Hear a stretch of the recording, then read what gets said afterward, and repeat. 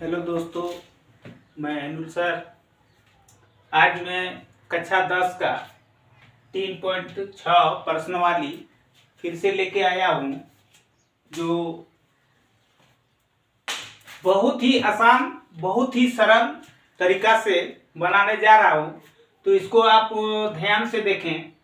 तो जैसा कि 1, 2, 3 तक मैं जो नियम मैंने बताया, उसी नियम के आधार से मैं इस प्रश्न को हल करने जा रहा हूं। तो आप लोग थोड़ा ध्यान से देखें।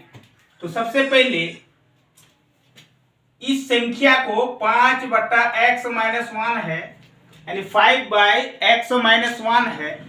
इसको इस प्रकार भी लिखा जाता है, 5 × 1/x-1, इस प्रकार भी लिखा जाता है।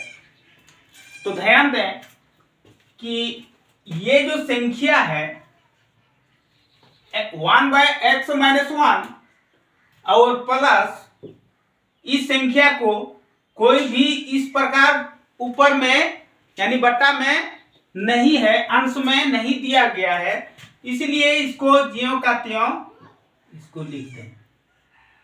ठीक है। अब इसको दोनों को 1/x-1 और 1/y-2 को आप मान सकते हैं। जैसे माना कि 1/x-1 बराबर a मान सकते हैं, तथा 1/इस संख्या को y-2 बराबर b मान सकते हैं। अब इसके जगह में मैं a और b लिखने जा रहा हूं। ये 5 है, तो 5 गुण इस संख्या को मैंने a माना है, तो इस संख्या के जगह में a लिखा, प्लस और इस संख्या का मान b लिखा और जो इक्वल टू के बाद 2 है उसको मैंने लिख दिया। अब इस संख्या को आप इस प्रकार भी लिख सकते हैं, 5a प्लस b, क्योंकि सिर्फ b है, इक्वल टू 2। ये समीकरण 1 हुआ। अब आइए इस संख्या को मैंने b माना, ये समीकरण 1 हुआ। और इस संख्या को मैं बनाने जा रहा हूं, तो आप ध्यान से देखें कि ये जो संख्या है 6 × 1/x-1, ये दोनों एक ही चीज है, दोनों एक ही है। 1/x-1 और 1/x-1 दोनों सेम एक चीज है। तो इसका मान मैंने a माना है, और ये जो है 3 × 1/y-2, ये इसका मान मैंने b माना है। दोनों सेम एक ही है, ये और ये 1/x-1 दोनों एक ही चीज है। तो दोनों का मैंने मान चुका हूं। तो अब आइए इस संख्या को मैं हल करने जा रहा हूं। इस संख्या का जो है समीकरण 1 में मैंने लिखा, और अब देखते हैं इस संख्या को कितना आता है। तो मान लीजिए 6 × इस संख्या का मान a माना है, तो a लिखे, माइनस है माइनस दिए, 3b होगा, इंटू यहां रहता है, इंटू दे सकते हैं। इक्वल टू 1 है, तो 1 लिखिए। अब आइए 6a - 3b इक्वल टू 1, ये समीकरण 2 हुआ। ये समीकरण 2 में आया। ठीक। अब आइए देखते हैं कि इसको कैसे हल किया जाता है। तो सबसे पहले समीकरण 1 और 2 दोनों को योग करेंगे। योग करने पर इसमें क्या होता है, मान लिया जाए कि बी अगर मिलाना है प्लस माइनस तो मिला सकते हैं, ए मिलाना चाहते हैं तो मिला सकते हैं। जैसे देख लीजिए, यानी कि समीकरण 1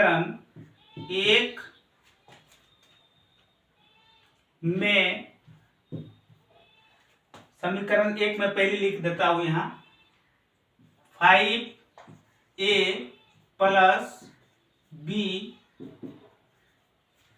लिखने के बाद तब समझ में आएगा। तो ये समीकरण 1 है, ये समीकरण 1। और समीकरण 2 6a माइनस 3b 1 है, ये समीकरण 2। अब समझ में आएगा कि समीकरण 1 तथा 2 को मैं योग करूंगा, तो योग करने पर पहले इसको मिलाना है। इसको मिलाने के लिए क्या करना है, 3 से इस समीकरण को गुना करना है और इसमें 1 से गुना करेंगे तो यही रहेगा। इसको 3 से गुना करने पर क्या होता है, प्लस माइनस कट जाएगा। तो इसीलिए मैं इसको पहले लिख करके अब इस पर थोड़ा समझाने के लिए लिख देता हूं। समीकरण 1 में 3 से गुना कर 1 तथा 2 को, समीकरण 1 तथा 2 को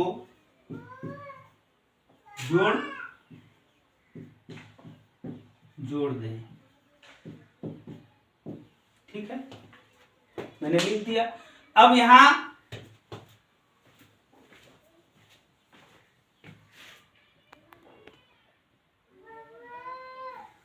लिखने जा रहा हूं नीचे। मान लिया जाए कि समीकरण 1 में 3 से लिखा हो गुना, तो 3 पचे 15, 15a प्लस 3b और 3 दुगनी 6। अब नीचे इसको ज्यों का त्यों लिख देता हूं। ठीक है, अब इसको चिन्ह बदल करके अब इसको काट देता हूं। प्लस 3b माइनस 3b ये कट गया, और ये माइनस दे करके इसको योग करता हूं तो 15 और 6 21a इक्वल टू ये जो है 6 और 1 7। ये योग मैंने किया।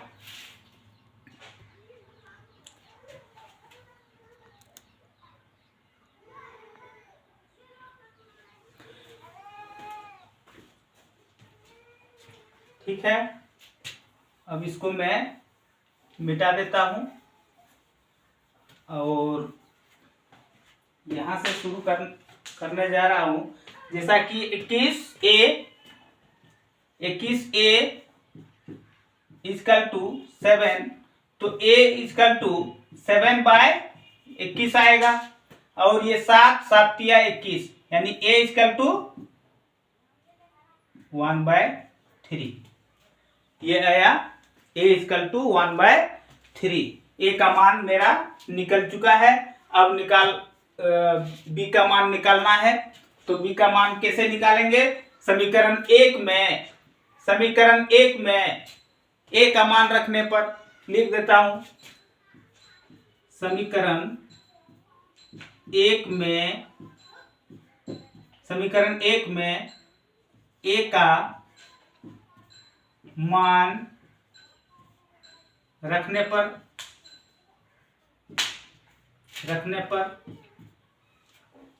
तो समीकरण 1 जो है मैं यहां लिख देता हूं, इसको मिटा करके। समीकरण 1 मेरा है 5a plus b equal to 2 है, तो इस जगह पर मैं 1/2 रखूंगा, क्योंकि a बराबर 1/3 है, तो 5 इंटू 1/3 प्लस b इक्वल 2। तो अब इसको गुना करने जा रहा हूं, 5 के 5/3 प्लस b इक्वल टू 2। ये जो है दोस्तों बहुत ही आसान है, बहुत ही आसान फार्मूला है। अब इसको बनाओगे एक बार तो हमको लग रहा है समझ में आ जाएगा। तो अब मैं b इक्वल टू 2 और ये प्लस 5/3 है, यानी 5/3 है, प्लस में है।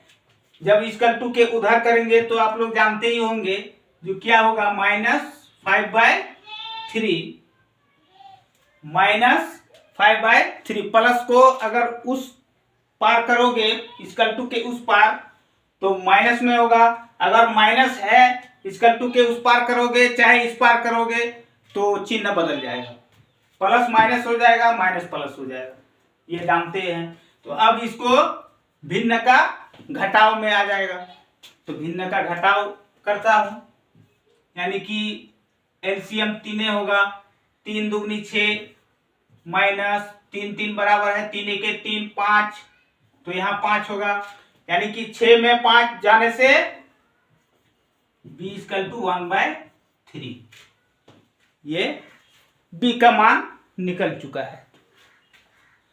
1/3 b का मान निकल चुका है। अब दोस्तों a और b मैंने किस चिन्ह का माना है,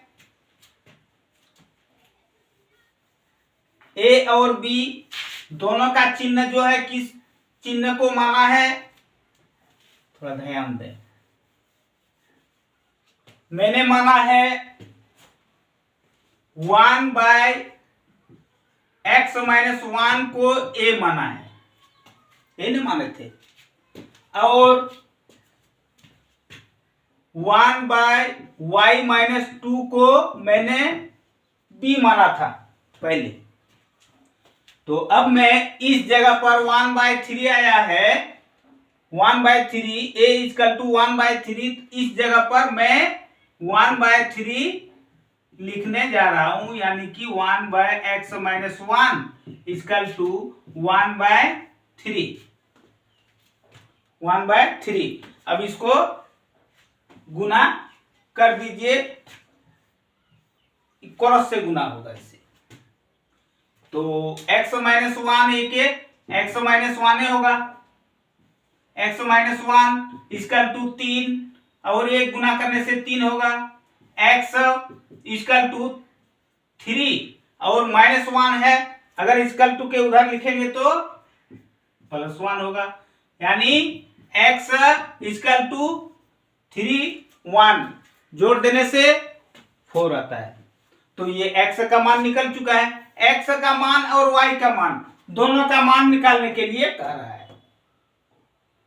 इस समीकरण में दोनों का मान निकालने के लिए कह रहा है। x का मान 4 आया, अब देखते हैं y का मान कितना आता है। चलिए अब देखते हैं इस संख्या को मैंने, अब y का मान निकालने के लिए अब इस संख्या को लेना है, इस संख्या x वाला को लेकर के x इक्वल टू 4 आ गया। अब 1/y-2, अब b का मान मेरा 1/3 आया है, तो b के जगह में 1/3 लिख देता हूं, और फिर जैसे इसमें क्रॉस से गुना किया उसी प्रकार इसमें भी कर देना है, ठीक है। तो 1y-2 और 1 से गुना करने पर वही संख्या आएगा, कोई दिक्कत नहीं है।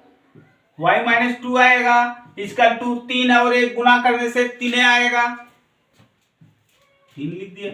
अब y इक्वल टू अगर लिखेंगे 3 और -2 है, इक्वल टू के उस पार लिखेंगे तो प्लस में आ जाएगा, तो प्लस मैंने 2 लिखा, तो y इक्वल टू 5।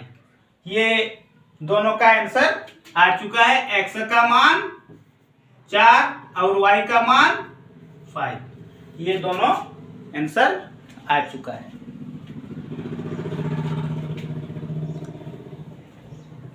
तो दोस्तों अब इसी के साथ मैं अगला प्रश्न फिर लेके आऊंगा। तब तक के लिए धन्यवाद।